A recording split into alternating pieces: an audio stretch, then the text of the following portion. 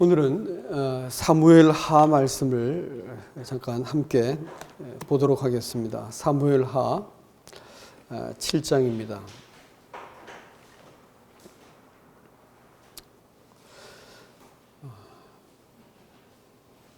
사무엘 하 7장 말씀을 제가 조금만 읽겠습니다. 2절 말씀을 왕이 선지자 나단에게 이르되 볼지어다 나는 백항목 궁에 살거늘 하나님의 궤는 휘장 가운데 있도다. 5절 말씀 가서 내 종 다윗에게 말하기를 여호와께서 이와 같이 말씀하시되 내가 나를 위하여 내가 살 집을 건축하겠느냐. 11절 말씀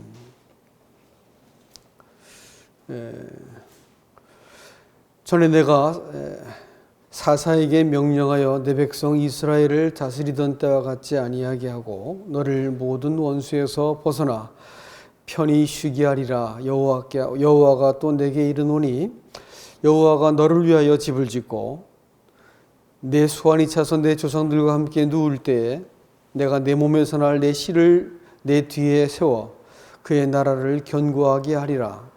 그는 내 이름을 위하여 집을 건축할 것이요 나는 그의 나라 왕위를 영원히 견고하게 하리라. 나는 그에게 아버지가 되고 그는 내게 아들이 되리라. 그가 만일 죄를 범하면 내가 사람의 매와 인생의 채찍으로 징계하려니와 내가 내 앞에서 물러나게 한 사울에게서 내 은총을 빼앗은 것처럼 그에게는 빼앗지 아니하리라. 내가 내 집과 내 나라가 내 앞에서 영원히 보존되고 내 왕위가 영원히 견고하리라 하셨다 하라. 아멘.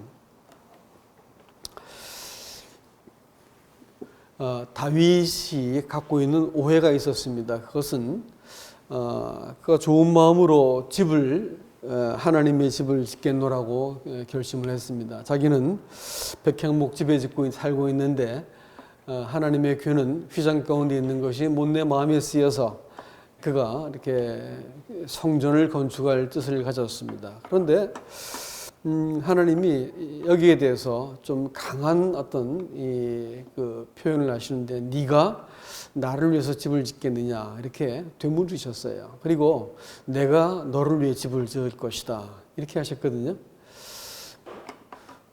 여러분 이 말씀은 우리가 생각하는 것처럼 그가 손에 피를 많이 묻혀가지고 너는 안 되겠다 이 말씀하시려는 게 아니고요. 집은 하나님이 짓는 것이다 라는 거예요. 하나님이 자기의 집을 지으시면서 그 사람을 자기 다윗을 그 집안에 섬기는 사람으로 두시겠다라는 뜻입니다. 그래서 그를 다스리는 자로 두어가지고 그 하나님 아버지의 이름과 영광을 드러내도록 하기 위해서 나를 위해서 그 집을 짓겠다라고 말씀을 하셨습니다. 그리고 그 집은 누가 짓냐면 네 몸에서 날 씨가 짓겠다 이렇게 하셨는데 우리가 그 당시의 의미로 볼 것 같으면 솔로몬이 집을 짓는 것이었습니다만은 실은 여기서 말하는 그 씨는 예수 그리스도를 이야기합니다. 장차 그 예수 그리스도께서 오셔가지고 한 집을 지으실 것인데 그 집은 영원히 그 위가 견고할 집을 우리 하나님께서 지으시겠다 이렇게 말씀해 주셨습니다. 여러분 하나님이 자기의 집을 짓는 그것을 우리는 교회라고 부릅니다. 성경에서는 내가 이 반석 위에 내 교회를 세우리니라고 말씀하셨고 또 히브리서 3장 보실 것 같으면 제가 잠깐 읽어드릴까요? 히브리서 3장 6절 말씀을 잠시 읽겠습니다.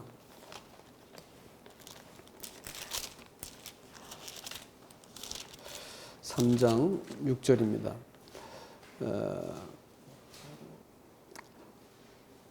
그리스도는 하나님의 집을 맡은 아들로서 그와 같이 하셨으니 우리가 소망의 확신과 자랑을 끝까지 굳게 잡고 있으면 우리는 그의 집이라. 여러분 하나님이 집을 지으시는데 이제는 그 집을 뭐라고 말씀하시냐면 아들이 그 집을 짓기 위해서 몸소 행하셨고, 그 다음에 우리가 아들이 지으신 그 집을 잘 붙들면 우리가 집이 되겠다, 이렇게 또 말씀을 하셨습니다. 그래서 사람이 하나님을 위해서 어떤 집을 지어드리는 것이 아니고 하나님이 우리를 집을 삼겠다라는 그런 말씀이고, 우리를 그 집의 한 부분으로 삼아가지고 예수 그리스도를 통해서 만들어내시는 집에 대해서 우리 하나님께서 뜻을 품고 계셨기 때문에 다윗의 이와 같은 소원을 받아주시지 않으셨습니다. 그러니까 하나님은 우리를 집이라고 말씀하셨고, 우리가 하나님의 집으로 지어져 가는 과정에 대해서 매우 관심이 많으세요. 이 큐티를 이렇게 하면서 여러분 이거 맥체인 갖고 공부를 같이 하고 계시죠? 큐티 하는데 마음속에 이렇게 딱 드는 그것이 고린도전서 15장 말씀을 이렇게 읽어 나가는데, 주님이 제 마음속에 탁 하고 주셨던 아주 강렬한 그것이 뭐였냐면, 요 근자에 제가 사실은 좀 요즘 코로나 블루 이러던데 요 마음속에 뭔가 이렇게 무기력함이 딱 찾아오더라고요. 이게 뭐냐면 예전에 이렇게 일상으로 돌아가는 일들을 이렇게 할 때는 저것도 일 같고 내가 해야 될 일이 여기저기 보여서 그냥 따라가면서 일상을 반복하며 쭉 살아왔었는데, 딱 집에 갇혀 있으니까 저게 일이라고 생각했던 것이 일이 아닌 것이에요. 저게 목표라고 봤던 것이 목표가 아니더라고요. 그러니까 그만 눈앞에 목표가 싹 사라지고 나니까 설명할 수 없는 이 무력함이 제게 찾아왔습니다. 그런데 굉장히 우울해지고 그런 마음이 들었어요. 이제 고린도전서 15장을 읽는데 이 말씀이 제 마음속에 아주 명확하게 와서 닿은 것이 이런 것이었습니다. 다 같이 한번 고린도전서 15장을 보시겠습니다. 15장 10절입니다. 고린도전서 15장 10절. 그러나 내가 나 된 것은 하나님의 은혜로 된 것이니 내게 주신 그의 은혜가 헛되지 아니하여 내가 모든 사도보다 더 많이 수고하였으나 내가 한 것이 아니요 오직 나와 함께 하신 하나님의 은혜로라. 그러므로 나나 그들이나 이같이 전파하며 너희도 이같이 믿었느니라. 이 본문의 말씀이 제게 이렇게 처음에 와서 닿은 그것이 나의 나 된 것이 하나님의 은혜다라는 말을 이렇게 보는데 제 마음속에 와서 닿았던 부분이 그거와 같았습니다. 그것은 한 사람이 평가를 받는 그것은 타인과 나 자신에 의한 것이 아니라는 것을 알게 되더라고요. 그래서 오직 하나님만 사람을 평가하실 수 있다라는 것이었습니다. 아침에 식사한다고 아이들이 둘러앉아서 이렇게 아이들 얼굴을 쳐다보고 이야기를 하는데, 나이가 아이들이 이제 20대, 30대가 다 되는데도 불구하고 얼굴을 이렇게 들여다보고 있으면 그 아이들의 약점과 못나고 연약한 것이 다 보여요. 근데 제 마음속에 아이들에 대해서 갖고 있는 소망과 아이들이 온전해지기를 바라는 기대감과 이것은 절대 포기할 수 없죠. 긍휼한 마음을 가지고 이 아이들이 하나님 앞에 잘 세워지를 이런 마음을 갖게 되면서 아이를 바라보는데 주님 마음이 떠올랐습니다. 하나님이 내 평생 내 모든 약점과 실수와 연약함 이것을 다 끌어안으시고 내 인생을 이렇게 동행하여 주신 그것 때문에 하나님의 은혜가 나를 지어내셨구나라는 것들을 내가 알게 되었었습니다. 근데 이제 아이를 바라보면서 주의 마음이 이와 같으셨겠구나라는 것이 생각이 들면서 참 이렇게 마음속에 감사가 되었습니다.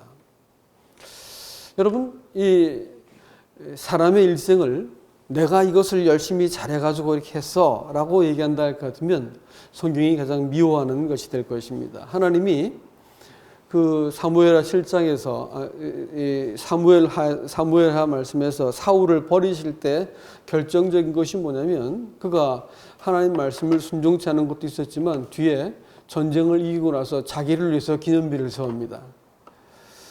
그러니까 인생을 제 것으로 인생을 살아왔던 것이죠. 자기를 칭찬하고 자기를 위해서 기념비를 세웠어요. 하나님께서 그를 버렸습니다. 우리가 하나님의 집이다 이렇게 말할 때 내가 더듬어지고 내가 이렇게 감각되어지는 이만치 나 자신을 갖고 내가 살고 있다 생각하면 그것은 하나님의 집이 아니고요. 이 세상 사람들도 자기를 성취하고 또 자기의 뜻을 이렇게 이루고 자기가 원하는 어떤 일들을 해가지고 인정을 받으면 인생을 잘 살았다 이렇게 말을 하지 않습니까? 그렇죠? 그런데 성경이 말하는 바는 바로 그게 아니라는 거예요. 그게 아니고 우리는 하나님의 집의 일부로서 하나님의 나라와 그 집의 일부로서 내가 발견되어지고 그 나라를 위해서 사는 것이에요. 그러니까 내 집을 짓느냐 하나님의 집을 짓느냐에 따라 가지고 인생이 천지 차이로 달라지는 것입니다. 제가 참 존경했던 분이 계신데 근데 얼마 전에 그분을 만나서 말씀을 이렇게 나누는데 은퇴를 하셨습니다. 근데 존경받을 만한 분이세요. 근데도 불구하고 아주 소신 있게 사시고 뭐 존경받을 만한 분인데 은퇴하시고 이제 이 손을 놓고 있으니까 자신이 이렇게 막 망가지는 말씀들을 이렇게 가감없이 하세요. 근데 적지 않게 충격이 이렇게 왔습니다. 저한테는. 이제 제가 이 말씀을 이렇게 보아둔 바가 있었기 때문에 만일 하나님이 내가 한 일을 가지고 내가 지금 하고 있는 일을 가지고 내가 이룬 업적을 가지고 내가 성취한 어떤 그 위치와 그 자리를 가지고 나를 평가하신다면 그 일을 손에 놓은 그 순간 얼마나 초라하겠습니까? 사람의 인생이 늙어간다고 하는 것은 굉장히 어려운 얘기예요. 60이 넘고 나니까 열람되지만 늙는다는 것이 이런 거구나라는 것이 마음속에 정말 씁쓸하게 달아왔습니다. 50대 때 잘 몰랐어. 60대가 되니까 비로소 이렇게 늙어가겠구나가 이제 눈에 딱 선이 보이기 시작합니다. 의욕과 힘이 없어지고, 예? 이 더 이제 그 나이가 먹을 것 같으면 그야말로 기력이 떨어질 것이고, 내게 있는 소유들도 나눠줘야 될 것이고 또 내 힘도 없어질 것이기 때문에 사람들이 나를 이렇게 주목해 보지 않을 것이고 내가 해야 될 일도 없어질 것이고 이렇게 되어질 때 굉장히 슬프고 초라해지고 고독해지고 무기력하겠구나라는 것이 또 몸도 아프니까 여기저기 아프니까 짜증이 날 것이고 이게 이제 아주 눈에 선연히 보였습니다. 그런데 말이죠.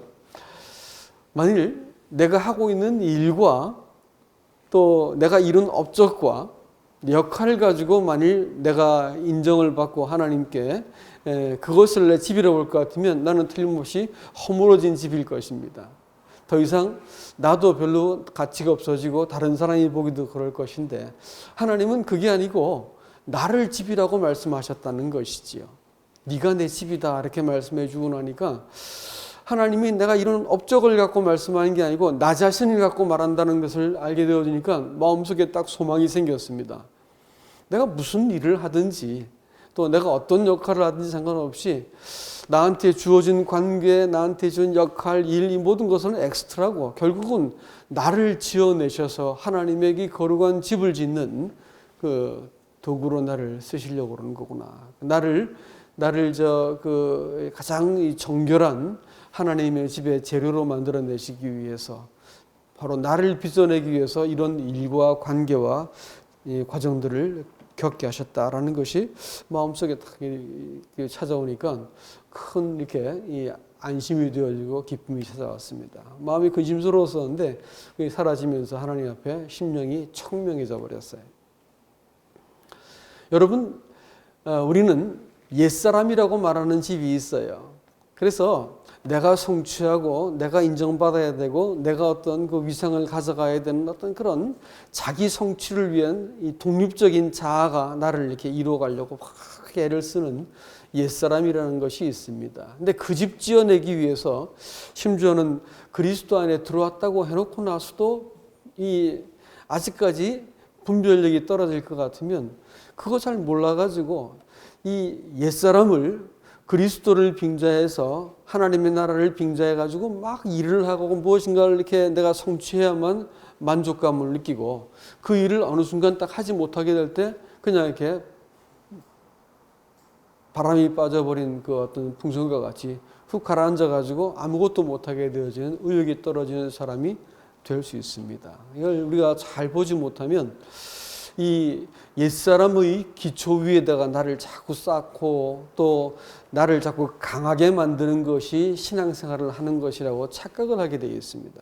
근데 그것은 사실 신앙이 아니라는 것을 자주자주 느끼게 됩니다. 그건 신앙이 아니고요.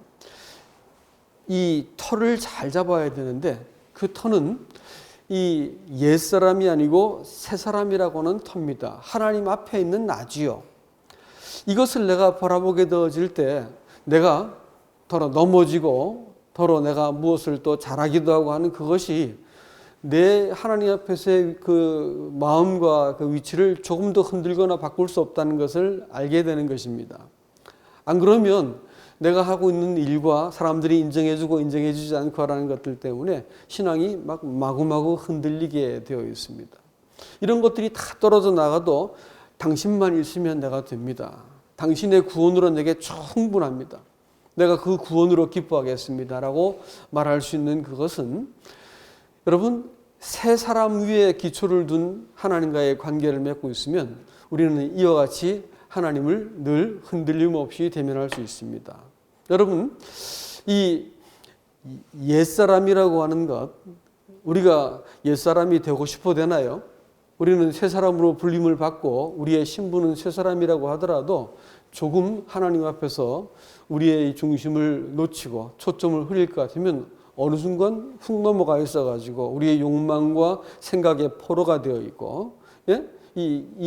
그 마음속에 있는 그 사상과 이론이 우리를 흔들어 버립니다. 그래가지고 어떤 함정에 빠진 것처럼 거기서 막 분노하고 막 그 노여워하고 어쩔 줄을 몰라 하고 보복해야 되고 또 내가 이것을 그 인정받아야 되고 그러면서 막 몸부림을 치게 되는 겁니다. 그렇기 때문에 제일 먼저 이 복음은 사실은 자기 자신에게 잘 전해야 됩니다. 증명을 해야 되는 거예요. 복음이 자기한테 사실 전해지지 않기 때문에 복음을 막 말을 하는데 내가 나하고 평화롭지 못해. 내가 있는 모습 그대로 하나님께서 받았다고는 사실 앞에 내가 쉬지 못하기 때문에 어떻게든지 내가 어떤 사람이 돼야 되고 무엇을 성취해야 되고 내가 잘해야지 하나님께서 나를 인정할 것이다고 하는 착각에 빠지게 되는 거예요. 그러니까 신앙이 계속해서 쉼이 없어져 버리는 거예요. 나를 자꾸 변명해야 되고 과장해야 되고 자랑해야 되고 이런 것에 빠지게 돼요. 못하면 그냥 의기소침해지고 무력해지는 것이죠. 이런 일들이 얼마든지 일어날 수 있습니다. 그리스도인의 삶 속에서. 그렇기 때문에 나의 나 된 것은 하나님의 은혜다라고 이렇게 말을 할 때 내 인생 모든 것을 다 되돌아보니까 일생을 되돌아보니까 나를 지탱하고 심지어는 내 연약함까지 가지고도 내 인생을 이렇게 빚어가지고 온전히 있게 하신 그것이 주님이구나라는 것을 알게 되어질 때 마음속에서 내 인생을 딱 붙들고 지금 지탱하고 인도하고 있는 분이 하나님이고 그분의 은혜였다라는 것을 알 때 자기 인생이 내 스스로 되었다는 교만한 생각으로부터 벗어날 수 있게 되어지고 자기 인생을 가지고 내가 또 무엇을 성취하려고 분순 없게 내가 나서고 하는 일들을 하지 않을 수 있는 것입니다.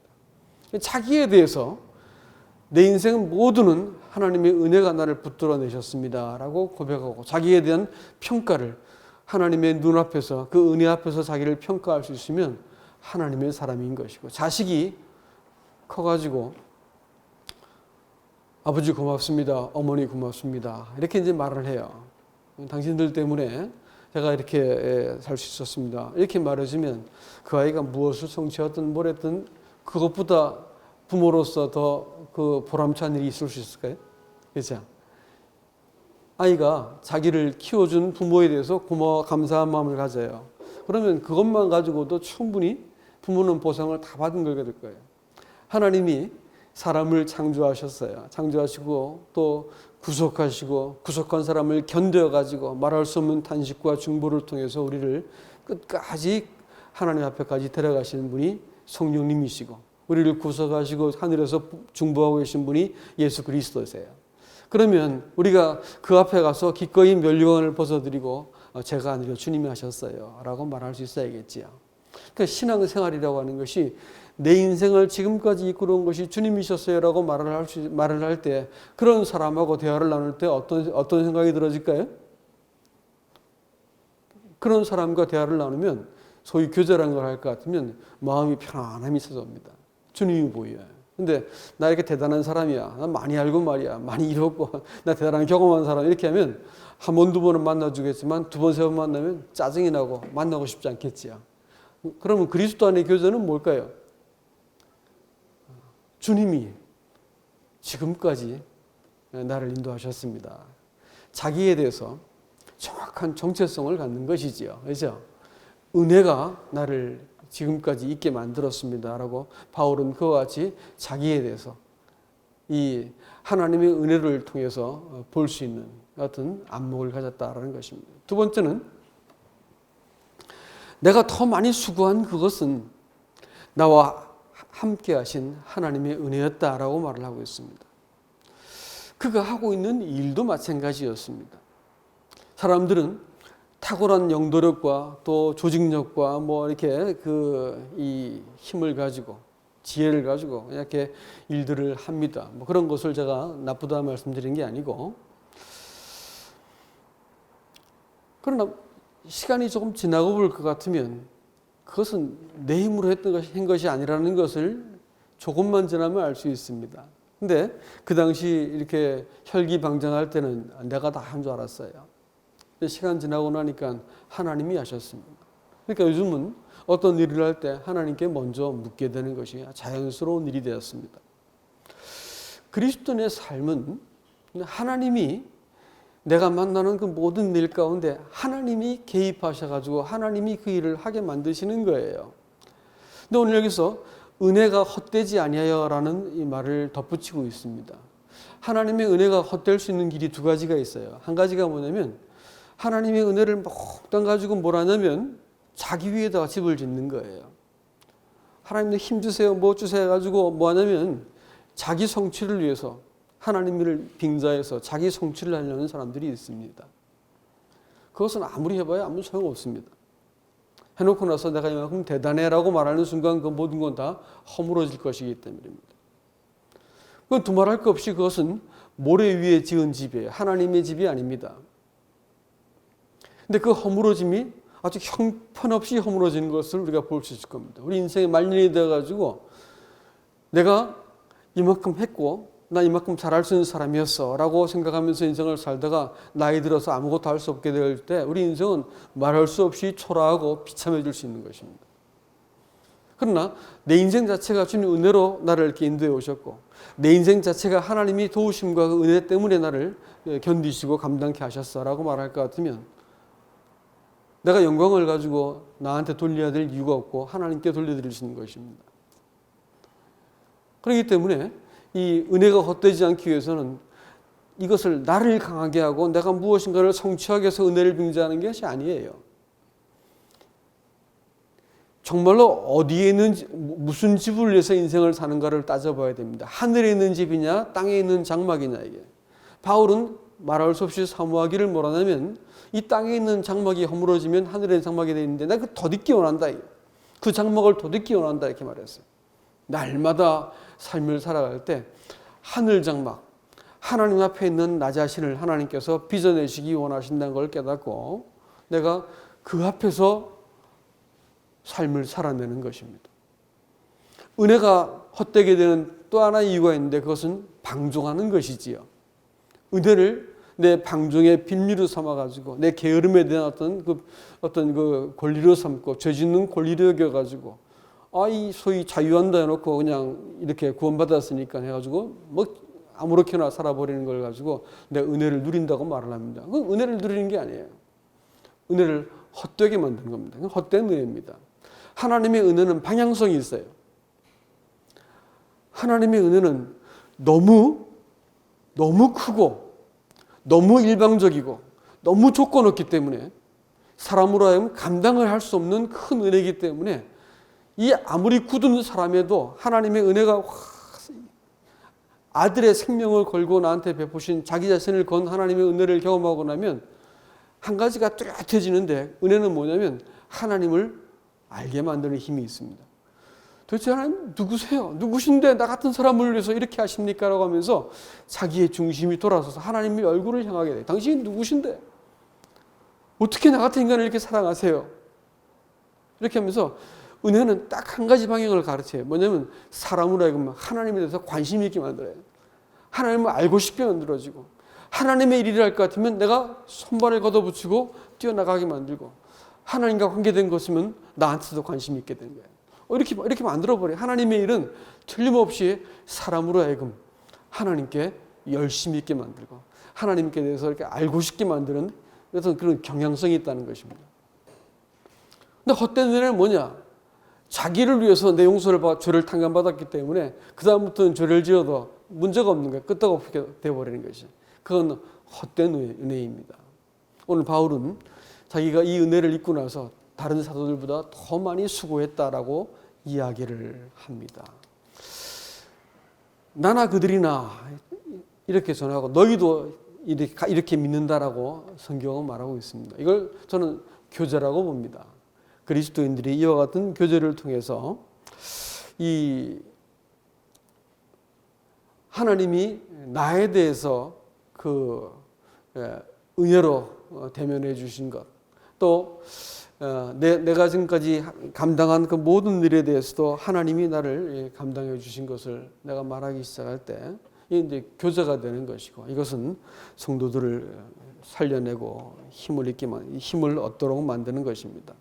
우리가 예배를 드리는 이유는 바로 이와 같은 하나님과 나 사이의 관계를 확인하고 회복하기 위해서 예배를 드리는 것입니다. 예배를 드릴 때마다 십자가 앞에서, 또 피 흘린 그리스도 앞에서, 하나님의 변함없는 약속 앞에서 나는 한없이 작은 사람이지만 이 은혜가 나를 일으켜서 하나님을 대면하게 만들고 하나님의 기뻐하시는 당당한 아들로 내 이 존재를 다시 살려내시고 내가 또 새롭게 되어서 이 은혜를 힘입어서 하나님의 아들의 이름으로 이 땅을 살아갈 수 있게 만드는 것이 예배입니다. 참 얼굴을 여러분들 뵙고 예배드리기를 참 사모합니다. 이 말씀을 이제 마치도록 하겠습니다. 여러분, 자꾸 세월은 변화되고 이렇게 또 마지막 때를 향해서 이렇게 막 하나님이 시간표를 서두르는 것처럼 보여요. 그렇지만 여러분 잊지 마십시오. 우리가 이 예배를 통해서 하나님의 은혜가 나를 하나님의 집으로 지어 나가시는 이 일들을 하고 계시다는 것이고, 하나님의 은혜가 나를 있는 그대로 보아주시고, 하나님의 은혜가 나를 또 내가 속한 모든 일과 내 가정과 내 관계된 모든 것들을 그 은혜로 감당케 하신다고 하는 사실을 통해서 우리가 어느 날 나 자신을 바라볼 것 같으면 초라하고 또 이렇게 못나 보이고 하나님께 부끄러울 때가 참 많이 있지 않습니까? 그렇지만 여러분 속지 않길 바랍니다. 여러분이 여러분을 평가하지 마세요. 다른 사람이 여러분을 평가하도록 허락하지 마세요. 하나님께서 나를 보시는 그대로 내가 너를 얻어내기 위해서 네 인생 그 모든 엑스트라들을 동원해서 바로 내가 너를 지어내기 위해서 네 인생을 지금까지 동행했다라고 하는 이 놀라운 사실들을 기억하시고 사랑하는 몸된 교회 성도들과 함께 또 이런 교제를 나누시면서 우리가 하나님의 것으로 존귀한 하나님의 집으로 서로를 사랑하고 섬기고 세워갈 수 있기를 주님의 이름으로 축복합니다.